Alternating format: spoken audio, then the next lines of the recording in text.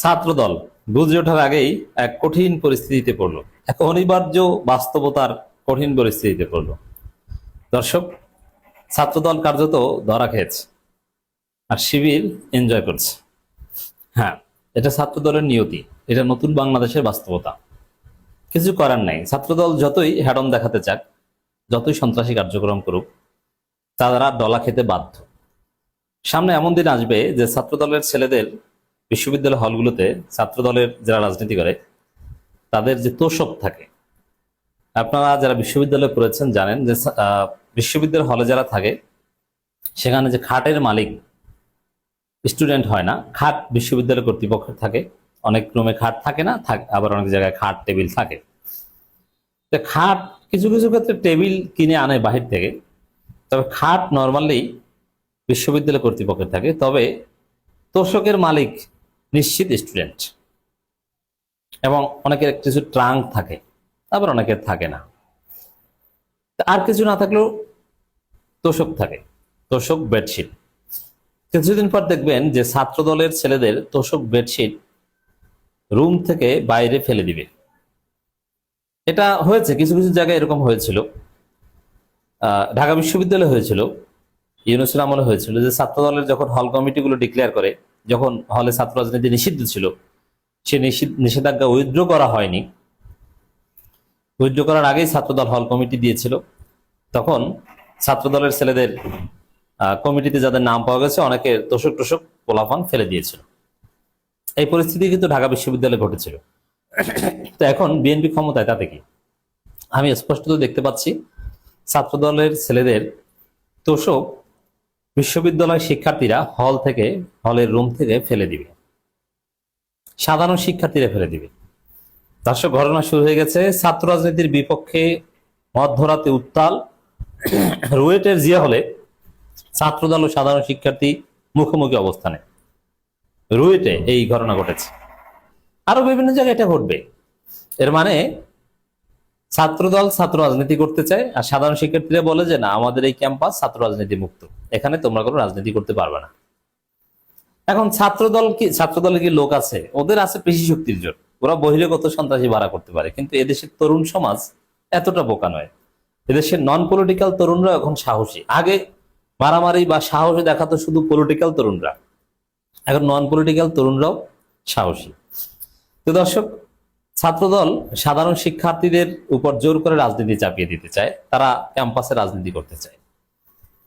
বুয়েট বলেন, রুয়েট বলেন, কোন ইঞ্জিনিয়ারিং বিশ্ববিদ্যালয়, এমনকি বিভিন্ন মেডিকেলও দেখবেন, এমনকি ছাত্রদল যে সন্ত্রাস শুরু করেছে, ঢাকা বিশ্ববিদ্যালয় থেকে শুরু করে সব জায়গায় এই দাবি উঠবে যে ছাত্র রাজনীতি নিষিদ্ধ চাই, ক্যাম্পাসে ছাত্র রাজনীতি চলবে না।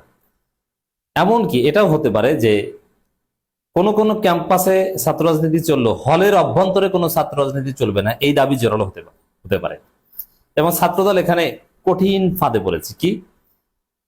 সাধারণ শিক্ষার্থীরা, প্রকৃত অর্থেই সাধারণ শিক্ষার্থী, অভিভাবক, এরা ছাত্র রাজনীতি চায় না। কারণ ছাত্র রাজনীতি শিক্ষার্থীদের ক্রিয়েটিভিটি নষ্ট করে, তাদের সৃজনশীলতা নষ্ট করে, এবং পড়াশোনার পরিবেশ নষ্ট করে, গবেষণার মান কমায়, এবং হত্যাকাণ্ড, রক্তারক্তি, মারামারি এগুলো ঘটায়।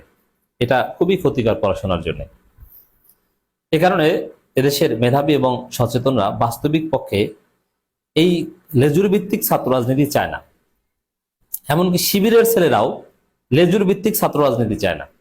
তবে ছাত্র রাজনীতি চাওয়া না চাওয়া, ছাত্র রাজনীতি নিষিদ্ধের অর্থ কি আমি আসি সেদিকে, শিবিরের ছেলেরাও চায় না, ইটস ট্রু।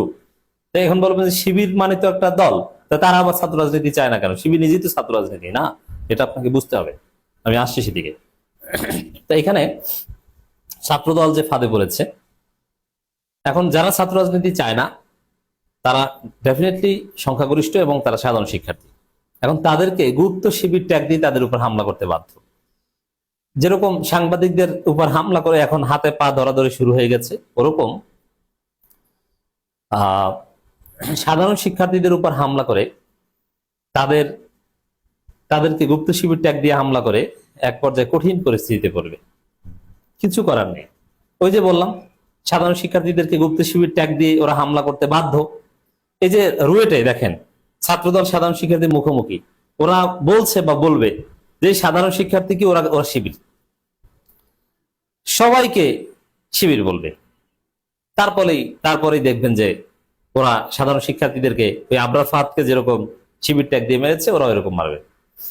তারপর কি সাধারণ শিক্ষার্থীরা আঙ্গুল চুষবে? না, তারা একটা পর্যায়ে ঐক্যবদ্ধ হয়ে ছাত্র দলের ছেলেদের তোষক রুম থেকে ফেলে দিবে, ওদেরকে ক্যাম্পাসে ঢুকতে দিবে না। এই পরিস্থিতি হতে যাচ্ছে। তো রুয়েটে ছাত্রদল ও সাধারণ শিক্ষার্থী মুখোমুখি, এই দেয়াল লিখনকে কেন্দ্র করে এবং কোনো রাজনীতি করা যাবে না এইসব বিষয়ে তাতে বিশ্ববিদ্যালয় সূত্রে জানান 2024 সালের 10 আগস্ট থেকে রুয়েটের শিক্ষক ও শিক্ষার্থীদের সব ধরনের রাজনৈতিক কার্যক্রম নিষিদ্ধ রয়েছে। তবে গত 1.5 বছরে বিভিন্ন সময় গোপন ও প্রকাশ্যে রাজনীতি সম্পৃক্ত অভিযোগ ওঠে। এখন এই জায়গাটা ক্লারিফাই করতে হবে। দেখেন, ছাত্র রাজনীতি নিষিদ্ধ মানে কি?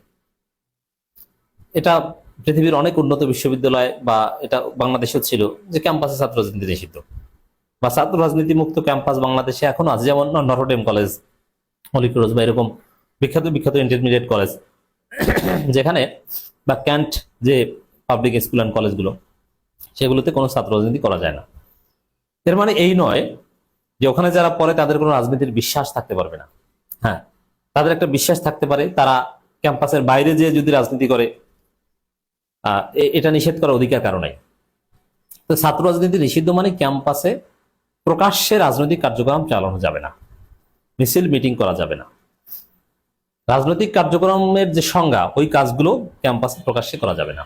কিন্তু স্টুডেন্টরা যদি বাইরে যে রাজনীতি করে করতে পারে, এটা যেমন নটরডেম কলেজের ছেলেরা বাইরে যে রাজনীতি করে কোনো সমস্যা নাই, কিন্তু ক্যাম্পাসের ভিতরে কোনো রাজনৈতিক কার্যক্রম চলে না। রাজনীতি বলতে মিছিল মিটিং এগুলো বোঝায়, সভা সমাবেশ, তো এগুলো করতে পারবে না কোনো একটা দলের পক্ষে বা বিপক্ষে। কিন্তু সাপোজ একটা ছেলে বিএনপির আদর্শে বিশ্বাস করে, সে যদি জিয়াউর রহমানের জীবনী হলের রুমে বসে পড়ে, এটা কোনো রাজনীতি না, এতে কেউ বাধা দিবে না।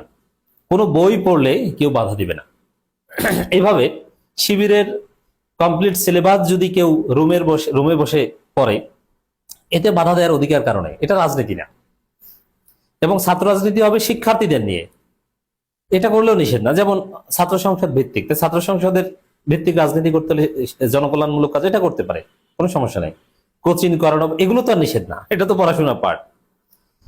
তো এই জন্য ছাত্র রাজনীতি নিষিদ্ধ মানে হচ্ছে মিছিল মিটিং প্রকাশ্যে করতে পারবে না। আর অনেকে বলবে যে শিবির তো গোপন রাজনীতি করে, যে গুপ্ত রাজনীতি করলে সমস্যা নাই, এতে কোনো নিষেধাজ্ঞা নাই। কারণ ছাত্রদল গোপনে করুক, প্রকাশ্যে না করলেই হলো, এটাই হচ্ছে হিসাব, এটাই হচ্ছে বাস্তবতা। এই জন্য দেখেন ছাত্রদল কতটা কঠিন ফাঁদে পড়েছে। প্রকৃতপক্ষে ছাত্র রাজনীতি নিষিদ্ধ করা হলে শিবির যদি গোপন রাজনীতি করে, এটা পৃথিবীর কেউ নিষিদ্ধ করতে পারবে না। আর ছাত্রদলের যে কথিত লেজুর ভিত্তিক সন্ত্রাসী রাজনীতি, ওইটা নিষিদ্ধ হবে। তো এখন ছাত্রদল কতটা মাইন্ডকে চিপায় পড়েছে, কতটা কঠিন পরিস্থিতিতে পড়েছে। সাধারণ শিক্ষার্থীদের মার খাবে কিছুদিন পর, জাস্ট ওয়েট অ্যান্ড সি।